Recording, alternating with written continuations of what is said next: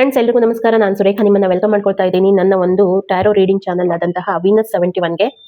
ಹಾಗಿದ್ರೆ ಈ ಬರುವಂತಹ 16ನೇ ತಾರೀಕಿಂದ 22ನೇ ತಾರೀಕುವರೆಗೂ ಮೀನರಾಶಿಯವರ ಪ್ರೀತಿಯಲ್ಲಿ ಏನು ಚೇಂಜಸ್ ಆಗ್ತಾ ಇದೆ, ಅವರ ಒಂದು ಕರೆಂಟ್ ಫೀಲಿಂಗ್ ಏನಿದೆ, ಓಕೆ, ಏನಾದ್ರೂ ಅವರು ರಿಲೇಶನ್ಶಿಪ್ ಅಲ್ಲಿ ಮಾಡ್ಬೇಕಾ, ಗೈಡೆನ್ಸ್ ಅವರಿಗೆ ಯೂನಿವರ್ಸ್ ಕಡೆಯಿಂದ ಏನ್ ಬರ್ತಾ ಇದೆ ಅಂತ ಹೇಳಿ ಒಂದ್ಸಾರಿ ನಾವು ಚೆಕ್ ಮಾಡೋಣ. ಇದು ಒಂದು ಜನರಲ್ ರೀಡಿಂಗ್ ಆಗಿರುತ್ತೆ, ಹಾಗಾಗಿ ಎಷ್ಟು ನಿಮಗೆ ರೆಸೊನೇಟ್ ಆಗುತ್ತೆ ಅಷ್ಟನ್ನ ಮಾತ್ರ ತಗೊಳ್ಳಿ. ಇನ್ನು ರೀಡಿಂಗ್ ಅನ್ನ ಫಸ್ಟ್ ಸೆಕೆಂಡ್ ಮ್ಯಾರೇಜ್ ಇರ್ಬೋದು, ಮ್ಯಾರಿಡ್ ಅನ್ಮ್ಯಾರಿಡ್ ಇರ್ಬೋದು, ಸಿಂಗಲ್ ಇರ್ಬೋದು, ಯಾರಾದ್ರೂ ವಿಡಿಯೋವನ್ನ ನೋಡ್ಬೋದು. ನೀವು ರೀಡಿಂಗ್ ನೋಡಿದ ನಂತರ ಒಂದ್ಸಾರಿ ಚಾನಲ್ ಅನ್ನ ಸಬ್ಸ್ಕ್ರೈಬ್ ಮಾಡ್ಕೊಳ್ಳಿ. ಯಾಕಂತಂದ್ರೆ ಚಾನಲ್ ಸಬ್ಸ್ಕ್ರೈಬ್ ಮಾಡಿದಾಗ ನಿಮ್ಗೆ ಅಕ್ಯುರೇಟ್ ಆಗಿ ರೀಡಿಂಗ್ ಬರುತ್ತೆ. ನನ್ನ ಒಂದು ಕಾರ್ಡಿನ ಎನರ್ಜಿ ಜೊತೆಗೆ ನಿಮ್ಮ ಎನರ್ಜಿ ಕನೆಕ್ಟ್ ಆಗುತ್ತೆ, ಹಾಗಾಗಿ ಅಕ್ಯುರೇಟ್ ಆಗಿ ನಿಮ್ಗೆ ರೀಡಿಂಗ್ ಬರುತ್ತೆ ಅಂತ ಹೇಳಿಕ್ಕೆ ಇಷ್ಟಪಡ್ತೀನಿ. ಹಾಗಿದ್ರೆ ಕರೆಂಟ್ ಮೊಮೆಂಟ್ ಮೀನರಾಶಿಯವರ ಒಂದು ಪ್ರೀತಿ ಯಾವ ರೀತಿ ಇದೆ, ಅವರ ಫೀಲಿಂಗ್ಸ್ ಇರ್ಬೋದು, ಅವರ ಒಂದು ಪ್ರೀತಿ ಪಾತ್ರರ ಫೀಲಿಂಗ್ಸ್ ಇರ್ಬೋದು, ಮತ್ತೆ ಹೇಗಿದೆ ಏನಿದೆ ಅಂತ ಹೇಳಿ ಚೆಕ್ ಮಾಡ್ಕೊಂಡು ಬರೋಣ. ಮತ್ತೆ ಇವಾಗ ಅಂತಂದ್ರೆ ಅವರು ತುಂಬಾ ಒಂದು ಎನರ್ಜೆಟಿಕ್ ಆಗಿರುವಂತ ಪರ್ಸನ್, ಎಂಥೂಸಿಯಾಸ್ ಇರುವಂತ ಪರ್ಸನ್, ವೆಲ್ ಪ್ಲಾನ್ಡ್ ಮಾಡ್ತಾ ಇದ್ದಾರೆ. ಅವ್ರು ಏನು ಆಕ್ಷನ್ ತಗೋಬೇಕು ಅಂತ ಹೇಳಿ ಅವರು ತುಂಬಾನೇ ವಿಚಾರ ಮಾಡ್ತಾ ಇರುವಂತ ಪರ್ಸನ್ ಇದ್ದಾರೆ. ನೀವು ಆಕ್ಚುಲಿ ಈ ಒಂದು ರೀಡಿಂಗ್ ಮೀನರಾಶಿಯವರಿಗೆ ನೀವು ಇದ್ರ ಬಗ್ಗೆ ತುಂಬಾನೇ ವಿಚಾರ ಮಾಡ್ತಾ ಇದ್ದೀರಾ, ಏನೋ ಒಂದು ಪ್ಲಾನಿಂಗ್ ಮಾಡ್ತಾ ಇದ್ದೀರಾ. ಮತ್ತೆ ಅಂದ್ರೆ ನಿಮ್ಮ ಒಂದು ಕರಿಯರ್ ವೈಸ್ ನೀವು ತುಂಬಾನೇ ಫೋಕಸ್ಡ್ ಇದ್ದೀರಾ, ಅದನ್ನ ನೀವು ಪ್ಲಾನ್ ಮಾಡ್ತಾ ಇರುವಂತದ್ದು. ಹಾಗಿದ್ರೆ ಪ್ರೀತಿಯಲ್ಲಿ ಯಾವ ರೀತಿ ಇದೆ ರಿಲೇಶನ್ಶಿಪ್, ನಿಮ್ಮ ಪಾರ್ಟ್ನರ್ ಬಗ್ಗೆ ನಿಮ್ಗೆ ಏನಿದೆ? ನೀವು ಪ್ರೀತಿಯಲ್ಲಿ ತುಂಬಾ ಇಮ್ಮೆಚೂರ್ ಆಗಿದ್ದೀರಾ. ನಿಮ್ಮ ಪಾರ್ಟ್ನರ್ ನಿಮ್ಗೆ ಅವರು ತುಂಬಾನೇ ಸ್ಯಾಟಿಸ್ಫೈಡ್ ಆಗಿದ್ದಾರೆ, ಬಟ್ ನಿಮ್ಮ ಕಡೆಯಿಂದ ಏನಿದೆ ಇಮ್ಮೆಚೂರಿಟಿ ತುಂಬಾನೇ ಇರುವಂತದ್ದು, ಸ್ಟೆಬಿಲಿಟಿ ಇಲ್ಲ ಪ್ರೀತಿಯಲ್ಲಿ. ಯಾಕಂತಂದ್ರೆ ಅಫ್ಕೋರ್ಸ್ ನಿಮ್ಮ ಒಂದು ಫೋಕಸ್ ಇರುವಂತದ್ದು ನಿಮ್ಮ ಕರಿಯರ್ ಅಲ್ಲಿ, ಹಾಗಾಗಿ ಪ್ರೀತಿಗೆ ನೀವು ಟೈಮ್ ಕೊಡ್ಲಿಕ್ಕೆ ಆಗ್ತಾ ಇಲ್ಲ, ಅದನ್ನ ಅಂಡರ್ಸ್ಟ್ಯಾಂಡ್ ಮಾಡ್ಕೊಳ್ಳಿಕ್ಕೆ ಆಗ್ತಾ ಇಲ್ಲ. ಬಟ್ ಅವರ ಒಂದು ಫೀಲಿಂಗ್ ಏನಿದೆ ಇದರಲ್ಲಿ ಅವರು ತುಂಬಾನೇ ಇನ್ನು ಮುಂದುವರೆದು ವಿಚಾರ ಮಾಡ್ತಾ ಇದ್ದಾರೆ. ನಮ್ಮ ಒಂದು ರಿಲೇಶನ್ಶಿಪ್ಗೆ ಬ್ಲೆಸಿಂಗ್ಸ್ ಇದೆ, ದೇವ್ರ ಕಡೆಯಿಂದ ಬ್ಲೆಸಿಂಗ್ಸ್ ಇದೆ ಅಂತ ಹೇಳಿ ಅವರು ಫುಲ್ಫಿಲ್ಮೆಂಟ್ ಅನ್ನ, ನೀವಿಬ್ರು ಕೂಡ ತುಂಬಾನೇ ಪ್ಯೂರ್ ಹಾರ್ಟೆಡ್ ಇದ್ದೀರಾ. ಆದ್ರೆ ನಿಮಗೆ ಏನಿದೆ ಈ ಒಂದು ಕರಿಯರ್ ವೈಸ್ ನೀವು ಫೋಕಸ್ಡ್ ಇರೋ ಕಾರಣ ನಿಮ್ಗೆ ಈ ಒಂದು ರಿಲೇಶನ್ಶಿಪ್ಗೆ ಟೈಮ್ ಕೊಡ್ಲಿಕ್ಕೆ ಆಗ್ತಾ ಇಲ್ಲ, ಅರ್ಥ ಮಾಡ್ಕೊಳಿಕ್ ಆಗ್ತಾ ಇಲ್ಲ, ಮೆಚುರಿಟಿ ಇಲ್ಲ. ಯಾಕಂತಂದ್ರೆ ನಿಮ್ಮ ಒಂದು ಫೋಕಸ್ ಬೇರೆ ಕಡೆ ಇದೆ. ಹಾಗಿದ್ರೆ ಏನ್ ತೊಂದರೆಗಳು ಬರ್ಬೋದು?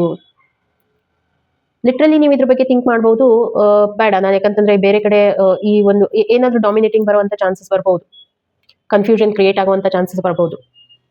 ಯಾಕಂದ್ರೆ ಅವ್ರಿಗೆ ಫುಲ್ಫಿಲ್ಮೆಂಟ್ ಇದೆ ಬಟ್ ನಿಮ್ಗಿಲ್ವಲ್ವಾ, ಹಾಗಾಗಿ ಕನ್ಫ್ಯೂಷನ್ ಕ್ರಿಯೇಟ್ ಆಗಿ ನೀವ್ ಅನ್ಕೋತೀರಾ ಟಾಕ್ಸಿಕ್ ರಿಲೇಶನ್ಶಿಪ್ ನನ್ಗೆ ಬೇಡ ಅಂತ ಹೇಳಿ ನೀವು ಮೂವ್ ಆನ್ ಆಗ್ತೀರಾ, ಆಗ್ಬೇಕು ಅಂತ ಹೇಳಿ ನಿಮ್ಗೆ ಲಿಟ್ರಲಿ ನಿಮ್ಗೆ ಥಾಟ್ ಬರುತ್ತೆ.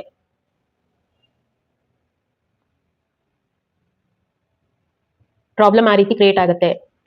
ನೀವು ಅನ್ಕೋತೀರಾ ಇದು ಒಂದು ಟಾಕ್ಸಿಕ್ ರಿಲೇಶನ್ಶಿಪ್ ಇದೆ, ಸೊ ಕನ್ಫ್ಯೂಷನ್ ಕೂಡ ತುಂಬಾನೇ ಇದೆ, ಹಾಗಾಗಿ ನಾನು ಕೂಡ ಟೈಮ್ ಕೊಡ್ಲಿಕ್ಕೆ ಆಗ್ತಾ ಇಲ್ಲ, ಬೇಡ ನಾನು ಇದರಿಂದ ದೂರ ಹೋಗ್ಬೇಕು ಅಂತ ಹೇಳಿ ನೀವೇನ್ ಮಾಡ್ತೀರಾ, ಆ ಒಂದು ರಿಲೇಶನ್ಶಿಪ್ ಇಂದ ದೂರ ಹೋಗ್ಲಿಕ್ಕೆ ಥಿಂಕ್ ಮಾಡ್ತೀರಾ.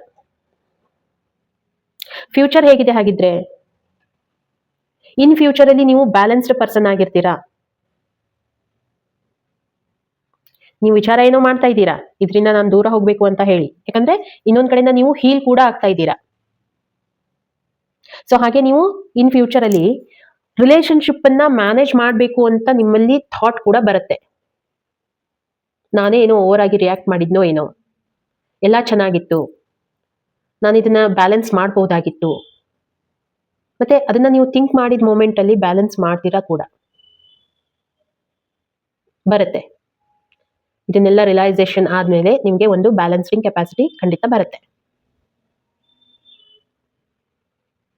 ಹಾಗಂತ ನೀವು ನಿಮ್ಮ ಎಲ್ಲ ಸೀಕ್ರೆಟ್ಸ್ ಅನ್ನು ನಿಮ್ಮ ಒಂದು ಪಾರ್ಟ್ನರ್ ಜೊತೆಗೆ ಶೇರ್ ಮಾಡ್ಲಿಕ್ಕೆ ಹೋಗೋದಿಲ್ಲ. ನಿಮ್ಮದೇ ಆದಂತದ್ದು ಒಂದು ಝೋನ್ ಇದೆ, ಆ ಝೋನ್ ಅಲ್ಲಿ ನೀವು ಒಂದು ನಿಮ್ಮ ಲವ್ ರಿಲೇಶನ್ಶಿಪ್ ಇರ್ಬೋದು ಅಥವಾ ನಿಮ್ಮ ಒಂದು ಕರಿಯರ್ ಇರ್ಬೋದು, ಅದನ್ನ ಬ್ಯಾಲೆನ್ಸ್ ಮಾಡಬೇಕು ಅಂತ ಹೇಳಿ ಎಫರ್ಟ್ ಹಾಕ್ತೀರಾ, ಸಕ್ಸಸ್ ಕೂಡ ಆಗ್ತೀರಾ. ಹಾಗಿದ್ರೆ ಇಲ್ಲಿ ಯೂನಿವರ್ಸ್ ಕಡೆಯಿಂದ ಗೈಡೆನ್ಸ್ ಏನ್ ಬರ್ತಾ ಇದೆ?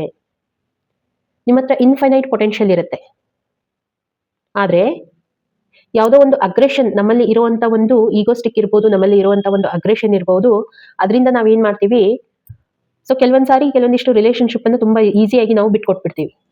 ನೋಡಿ, ಪ್ರಾಬ್ಲಮ್ ನನ್ಗೆ ನಿಮ್ಮ ಯಾರು ನಿಮ್ಮ ಪಾರ್ಟ್ನರ್ ಕಡೆಯಿಂದ ಏನು ಬರ್ತಾ ಇಲ್ಲ, ನಿಮ್ಮ ಕಡೆಯಿಂದ ಬರ್ತಾ ಇರುವಂತದ್ದು.